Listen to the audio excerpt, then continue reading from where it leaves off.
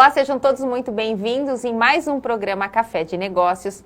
E no programa de hoje eu tenho aqui uma pessoa muito especial que vai passar por uma entrevista com a gente aqui no programa, que é o Gustavo Castilho. Seja bem-vindo, Gustavo. Obrigado, muito obrigado. Estou muito contente de ter sido convidado, é uma honra estar aqui com você. O Gustavo é um profissional do segmento de mídias sociais, né, Gustavo? Sim. E ele vai nos passar muitas curiosidades, então você que curte, né, Facebook, Instagram, redes sociais, você não pode sair daí que tem muita coisa bacana. Mas antes, o Gustavo vai contar pra gente quem é o Gustavo, né? Quem é esse menino que hoje enveredou por esse caminho aí das mídias sociais. Então conta pro pessoal lá de casa, Gustavo. Quem é o Gustavo? Então, bem, meu nome é Gustavo, né? Eu tenho 34 anos. Isso até é interessante, porque na verdade eu sou um pouco mais velho do que eu aparento. E às vezes isso é meio complicado, assim, às vezes com os clientes, porque eles me veem sempre como o menino do Facebook, e às vezes enfim. Mas tenho 34 anos, sou casado com uma fofíssima Jaqueline também. A gente ainda não tem filho, a gente morre de vontade de ter filho, mas como ela ainda é um pouco nova, não está no nosso momento também, a gente está esperando, né? Eu venho de uma família simples, eu nasci em Salto mesmo, fui criado em Salto. A vida toda, praticamente, eu morei em Salto, só teve um momentinho que eu morei em outra cidade. E estudei a vida toda em escola pública, né, desde do pré até o terceiro ano. E, para falar a verdade, eu colho até hoje um pouco os frutos disso ainda.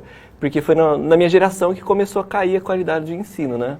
Então, quando eu estava, na verdade, ali da quarta para a quinta série, começou todo aquele programa de que as pessoas só reprovavam por falta. Então, eu tenho alguns déficits, assim, mas que eu tenho que correr atrás. E isso é bacana, porque isso me inspira até hoje a ficar correndo atrás desse prejuízo, né? Entendi.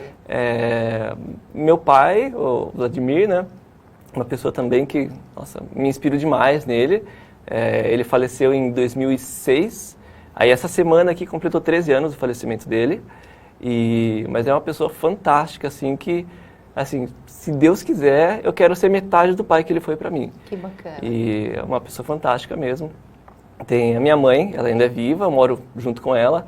E também é uma pessoa super trabalhadora, assim, eu me inspiro muito nela, de verdade. É uma pessoa que eu nunca ia ser quem eu sou sem ela, não só pelo fato do nascimento, né, óbvio, mas realmente ela me ajudou muito. Nossa, nessa ideia de empreender também, ela sempre me apoiou. Ter apoio da família toda, na verdade, né? E eu tenho um irmão também, de 38 anos, não lembro se é 38 ou 39 agora, espero que ele não fique bravo. Mas ele acabou de ter um filho agora, em dezembro, o Danielzinho, e é uma fofura também. E é legal isso, porque eu vejo nele traços assim que é bacana ver. Porque eu vejo nele traços que tinha do meu pai, né? Certo. É isso. Já gostou que eu chorar, já. Mas é bacana isso, porque eu acabo me espelhando também no meu irmão, né? Porque, querendo ou não, é uma pessoa que eu sempre me dei muito bem. E até na escola os professores viviam comparando a gente, né? Porque ele era o rapaz estudioso que tirava notas boas, e eu na escola era estudante normal, assim, gostava de aprontar, não gostava de estudar. Entregar a lição de casa, era aquela pessoa que o cachorro comeu, sabe? Mas meu irmão assim, é fantástico, eu gosto bastante dele. E agora, nessa época de paternidade, dá pra ver a pessoa que ele é, né? Eu quero ser um dia, assim, um pai que nele também está sendo, assim, é muito gostoso isso. Que bacana, Gustavo. Gustavo, e você cresceu em Salto, a sua infância foi que bairro em Salto? Como é que foi isso? Eu cresci em Salto mesmo, né? Tem um bairro ali que fica perto da faculdade, o Jardim Três Marias. Certo. Eu nasci praticamente minha infância toda ali. E porque fica perto do centro, então toda a minha infância se girou em torno do centro da cidade, praticamente. Eu morei ali até 2006, se não me engano. Desde 91 até 2006, então foi bastante tempo ali. E era gostoso, porque ali era um bairro seguro na época, então eu conseguia brincar na rua, né? Pega-pega, esconde-esconde, andar de patins, cair, ralar o joelho.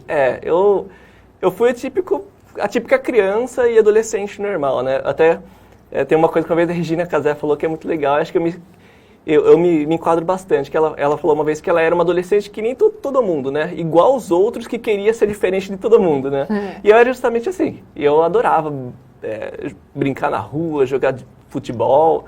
Também, outra coisa que eu adorava muito era... Isso aqui também fez muita diferença na minha vida depois, né? Jogar RPG, nossa, eu amo jogar RPG, videogame, então grande parte, assim, O bom de jogar videogame antigamente é que não tinha quase nada traduzido. Então, a gente tinha que aprender o inglês ali de uma maneira forçada. Ou aprende e você não termina o jogo, né? Certo. Então, eu fui um adolescentezinho nerd, mas eu soube ali um pouco também com brincar na rua. Foi uma infância gostosa, assim. E me conta a sua formação acadêmica, Gustavo. Como é que foi aí? Então... Estudou até o ensino médio, em escola pública, e aí? Então, eu estudei até o ensino médio em escola pública. E aí a minha vontade, quando eu era adolescente, era me tornar músico profissional, porque eu tocava bateria. Certo. Eu estudava muito, acho que como todo músico que começa a estudar um instrumento ali, quer ser músico profissional. Então eu fiz um cursinho pré-vestibular para tentar entrar na faculdade de música. Certo. Só que que nem eu comentei, eu era aquele aluno que não gostava de estudar. Então não é que em um ano de curso pré-vestibular eu ia estudar o suficiente para poder passar numa escola pública. Mas eu tentei... Fui reprovado, enfim, né? E outra coisa interessante... E aí eu desisti da escola pública, essa é a real. Então eu comecei a pensar o que eu vou fazer de escola particular, né? De faculdade particular. Tá. E eu não tinha um curso pré-definido, não tinha na ideia o que eu queria. O meu sonho é ou ser músico, ou... Aí é uma outra que também... É uma viagem, assim, mas eu sempre fui apaixonado por ginástica olímpica, assim, de infância. Eu vou dar uma viagem assim, mas é porque vai cair dentro do contexto da faculdade. Ok.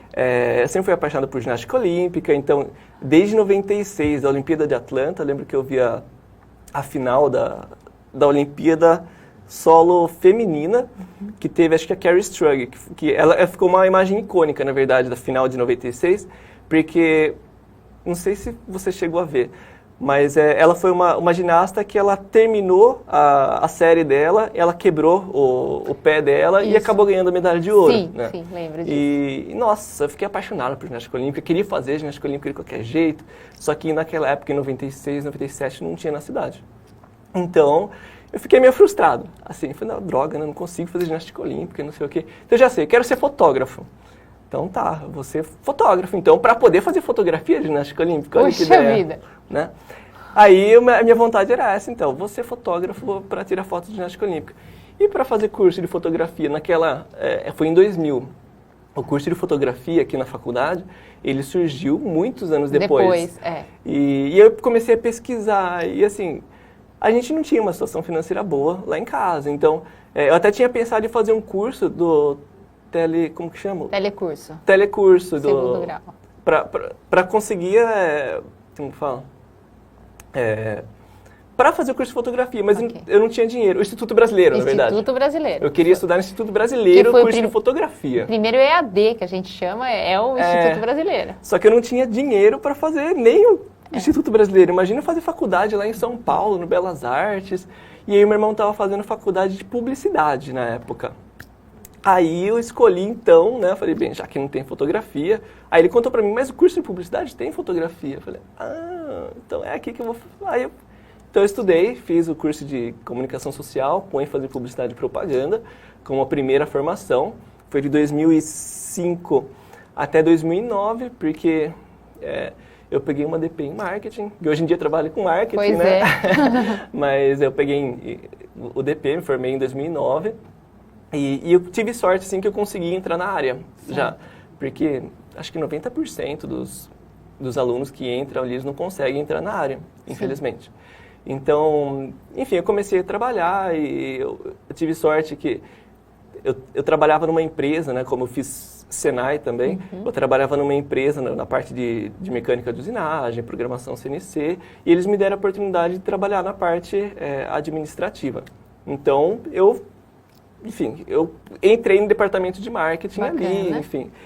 Depois de lá, eu fui trabalhar num jornal e lá eu ganhei uma bolsa para estudar fora. Tem um amigo meu que ele começou a fazer um mestrado na Itália e ele começou a falar para mim dessa universidade, né, da Universidade de Sofia. E ele começava a falar e era um projeto muito ambicioso, muito novo, muito bacana, assim. E ele começou a falar dessa faculdade para mim e comecei a ficar interessado. E eu falei para ele, como que eu faço para poder me inscrever? Aí ele me passou todos os processos, eu participei do processo seletivo, ganhei uma bolsa 100%. Que legal! E foi bem bacana. Então eu vendi, assim, tudo que eu tinha na época. Minha família me ajudou muito com questão de dinheiro também, né? E eu fui lá, fiz um mestrado lá em Fundamentos e Perspectivas de uma Cultura de Unidade com ênfase em Economia. Aí eu sempre falo para as pessoas, é mestrado em Economia Civil. O nome, Sim, né? Muito grande. O nome é uma bíblia. E aí você ficou morando na Itália? Fiquei 2 anos lá, trabalhando, estudando, que nem um doido. E foi lá que eu aprendi a gostar de estudar. Isso que é interessante, porque acho que nesses 2 anos de mestrado, nunca tinha estudado tanto na minha vida inteira, assim. Aí você pega o costume, você gosta. Vira hábito. Então, depois que eu terminei, foi de 2010 até 2012, voltei para o Brasil, aí eu comecei a trabalhar numa editora em Vargem Grande Paulista, e aí surgiu a oportunidade de fazer uma pós, então eu fiz uma pós em administração pela FGV, e aí, enfim, adorei o curso, aquela coisa que, nossa, eu deveria ter estudado administração na faculdade, não publicidade, né?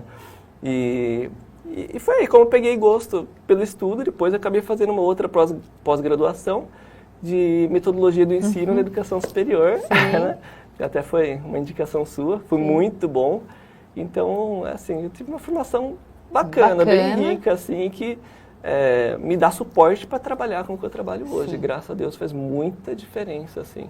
E aí, quando você volta para o Brasil, você ainda era funcionário, colaborador? Ainda era um colaborador. Cheguei desesperado querendo um emprego, né? E quando virou a chave, Gustavo? Então, a minha chave virou em 2014, na verdade. Eu estava trabalhando na editora Cidade Nova. Certo. E enquanto eu estava fazendo, na verdade, eu já tinha tentado empreender antes. Então, eu vou pedir para você não contar ainda, para que o pessoal lá em casa fique curioso, assim como eu estou super curiosa para saber quando foi o momento certo aí que o Gustavo resolveu virar a chave. Eu espero você no próximo bloco, não saia daí.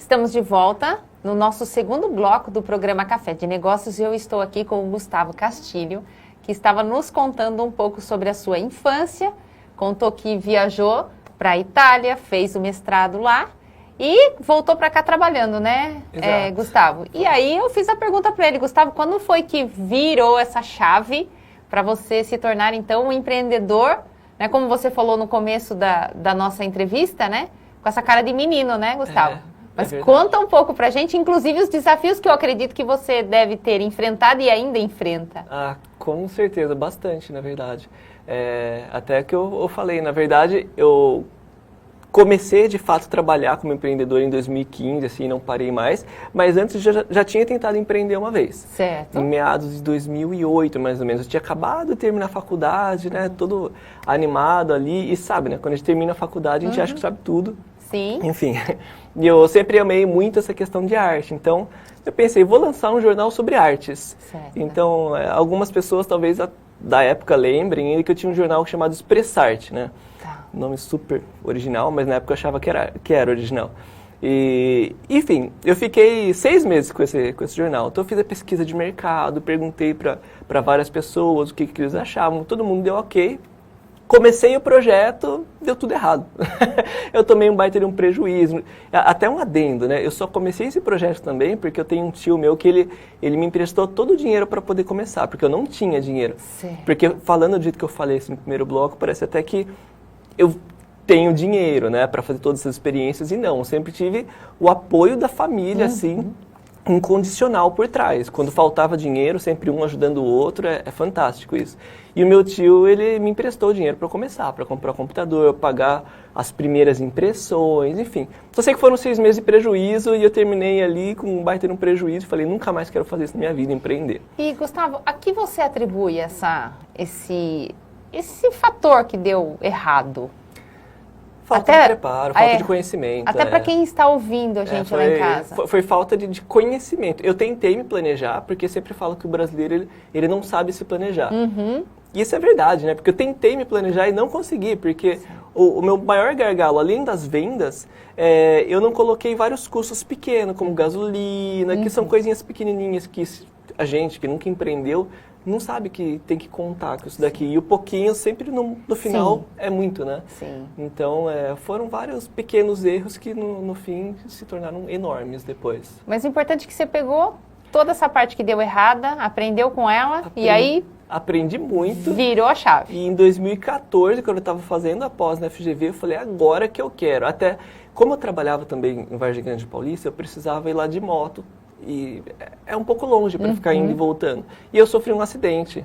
E aí foi um estresse, porque eu quebrei meu tornozelo, eu machuquei inteiro, fiquei 3 meses encostado. E aí eu falei, não dá mais, eu não posso mais ficar indo para lá e para cá. E eu recebi um convite ainda de um amigo meu, o Edmilson, de Jornal Estância, para entrar como sócio lá. E eu já estava com essa vontade de empreender, então eu falei, é isso que eu vou fazer. Legal. Então eu conversei, pedi a conta no meu serviço, voltei para Salto e entrei como sociedade. Não deu muito certo, né, por N motivos. E aí eu falei, não, agora eu vou sozinho trilhar esse caminho.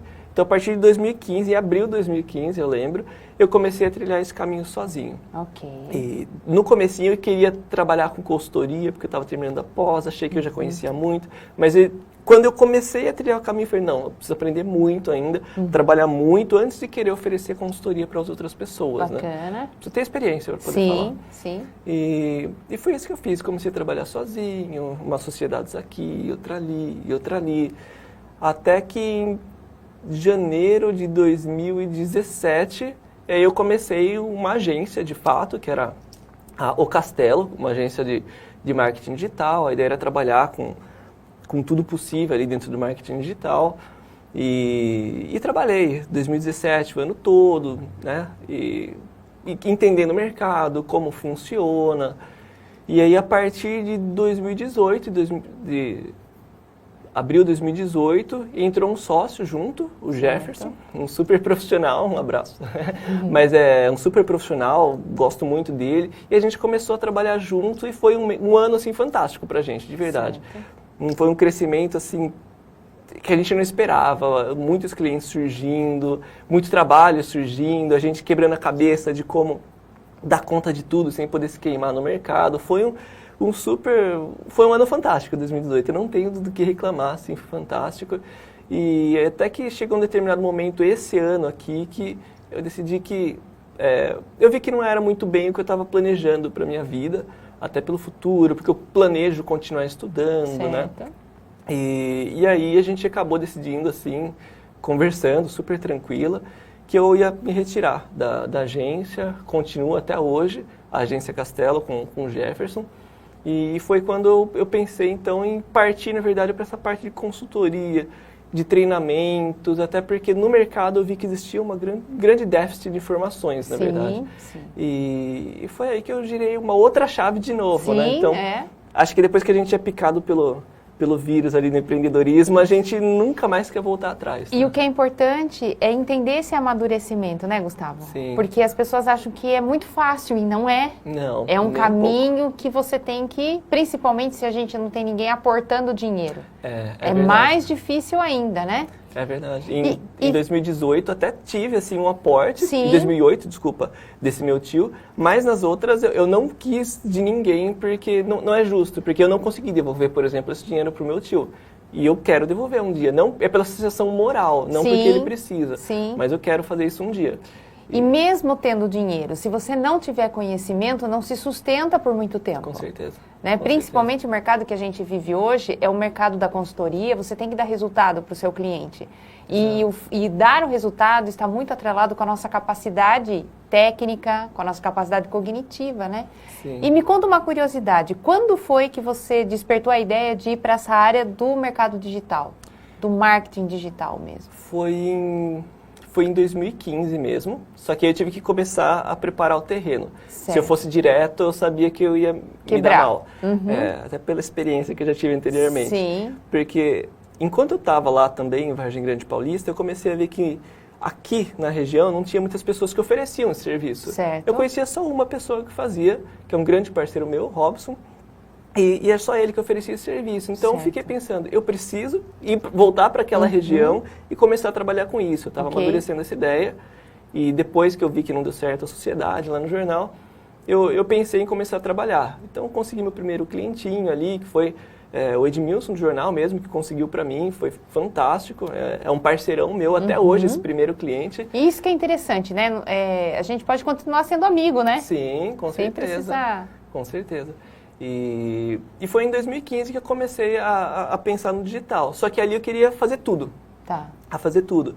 E com o tempo a gente erra muito. Ainda bem que a gente erra, porque a gente aprende muito com os erros. Então, não tenho medo de falar, eu errei muito, eu sei que eu vou errar muito ainda. Mas foi o ano passado, na verdade, que a gente decidiu não trabalhar com marketing digital como um todo, mas só as mídias sociais voltado pro pequeno comércio, pro pequeno, porque todo mundo quer o grande e fica...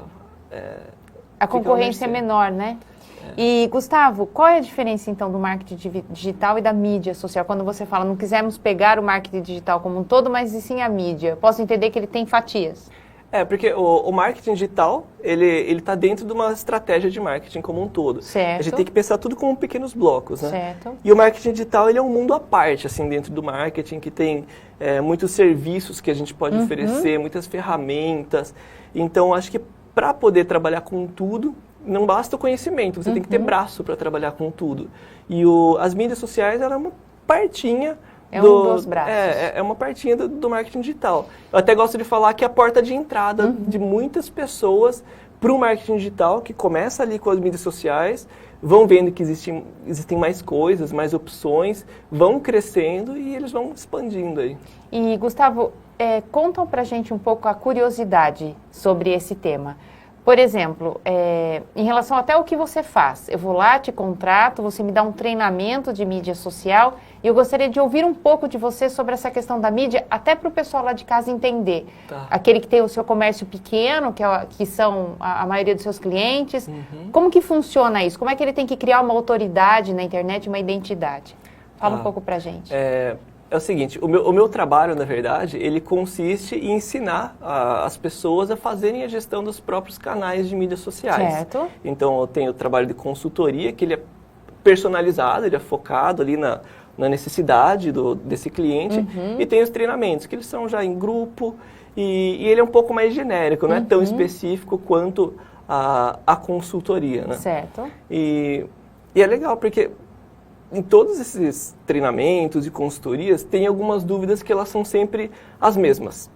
Que as pessoas, elas se centram muito na ferramenta e esquecem que, na verdade, ao invés de trabalhar ferramentas, tem uma mensagem por trás para passar. Que é o conteúdo, e todo né? um planejamento. Certo. Que logo no começo desse bloco, a gente falou que o brasileiro, de fato, não é bom para planejar. Planejador.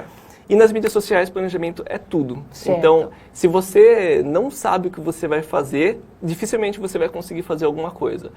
Tem gente que pensa, eu vou trabalhar com as minhas mídias sociais, senta na frente do computador e pensa, o que eu vou postar agora? E fica ali meia hora para pensar o que vai postar. Certo. Então, o ideal é você se planejar. Não precisa ser um super planejamento, que nem as pessoas pensam. Okay. Você senta com um papelzinho... decide quanto você consegue trabalhar durante a semana, porque também outra dúvida das pessoas é a respeito da periodicidade dos posts. Certo. O ideal é ser bem frequente e você vai sentir, de acordo com o seu público, o que eles gostam, o que eles não gostam. Certo. Só que com o pequeno, às vezes, é um pouco diferente, porque o pequeno, ele tem que fazer, cuidar do caixa, tem que vender, tem que fazer a gestão de pessoas. Sim. Então, ele não pode se centrar muito nas mídias sociais. Então, o planejamento pode ser um pouco mais simples. Ver o quanto eu consigo trabalhar e o quanto eu vou estar disposto a trabalhar de fato e colocar os temas ali. O que eu pretendo fazer de posts? Pelo menos fica um pouco mais simples. Um planejamento simples como esse, só em tópicos, já ajuda muito. É uma dica, assim, se você estiver assistindo. Porque as pessoas pecam muito nisso. Às vezes não fazem a gestão das mídias sociais por medo disso. E outra dica também é começar a fazer, né? Tem gente que espera saber tudo para poder fazer a gestão profissional e perfeita. E perfeição não existe. Não assim, existe, né? Exato. Então, você daria como dica para quem está nos assistindo começar? Comece, se planeje rapidinho, não precisa ser um super planejamento, mas comece a fazer e melhore aos poucos. Certo, porque hoje quem não está aí, não existe para o mercado, né, Gustavo? O pessoal até brinca, né? Se não está na internet, porque não existe, né? Não existe, exatamente isso. Exato. Gustavo, muito bom falar com você, foi muito bom conhecer você, um pouquinho da sua história. E a gente sempre deixa no finalzinho aqui do programa para que você olhe para aquela câmera, agradeça as pessoas que trouxeram você até onde você está hoje, né? A gente fala que a gente só chegou até aqui porque a gente estava em ombros de gigantes, Com não é certeza. assim? Então, por favor. Bem, eu queria agradecer, na verdade, a toda a minha família, literalmente, sem excluir ninguém. Minha esposa, minha mãe, o meu irmão, posso até falar inclusive do meu pai, né? Se não fosse ele, eu não seria metade do que eu sou hoje em dia. E a minha família completa. Então, eu agradeço de verdade vocês. Se não fossem vocês, eu não ia ser nada do que eu sou hoje, a pessoa que eu sou e que eu gosto de ser, inclusive. Muito bom. Gustavo, muito obrigado mais uma vez. Eu que agradeço. E eu vou aproveitar os agradecimentos e eu vou agradecer o Salão de Cabeleireiro da Cláudia Costa, que é responsável pelo meu cabelo, e a Isa, queridíssima minha maquiadora, o Pedro, que sempre estão todos lá muito dispostos a me ajudar e a me atender. Um beijo grande para vocês e a gente se vê no próximo programa. Tchau, tchau.